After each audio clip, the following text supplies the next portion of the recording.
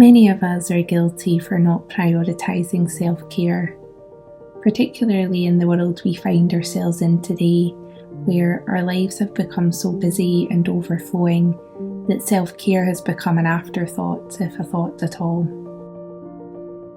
It may seem almost selfish to think about self-care, a luxurious self-indulgence we reserve for a future date that never arrives, or we make it conditional on something or other after we meet an important work deadline, when we have more time, etc.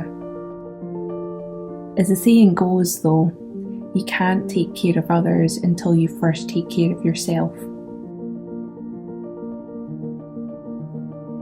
Finding balance is important, but it's also essential to give yourself grace.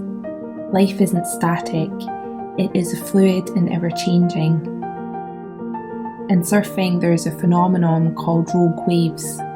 These are defined by scientists as extreme storm waves. They are at least twice the size of surrounding waves and are very unpredictable. They can appear from different directions. I think life can be a little bit like this. And so when we consider finding balance, it's important to remember that we are at the same time surfing the waves of life, and it's not always possible. Our intentions, therefore, should not be rigid but adaptable.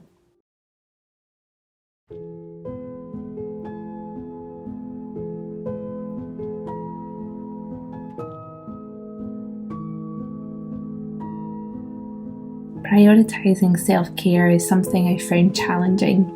I've never had any true regard for my own physical health and well-being. I very much neglected myself at times, even more so over the last 3 or 4 years. Life got in the way and I had a challenging few years. I learned a great deal, but when getting through the day was my only priority, any form of self-care was easily forgotten about. I struggled to keep house. I was eating a lot of convenience foods and really just doing the bare minimum to get by. Although that time in my life has long passed, life is pretty busy now and self-care is just never a priority. I struggled to make time to look after myself and I haven't been able to commit to a healthy lifestyle. I would like to bring a better balance to my life and prioritise my own health and well-being.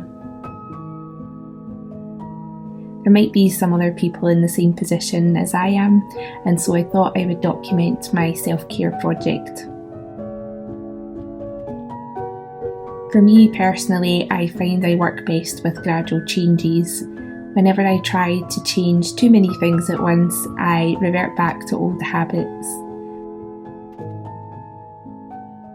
So for me, slow and steady wins the race. I see this as a process of coming home to myself, remembering who I really am.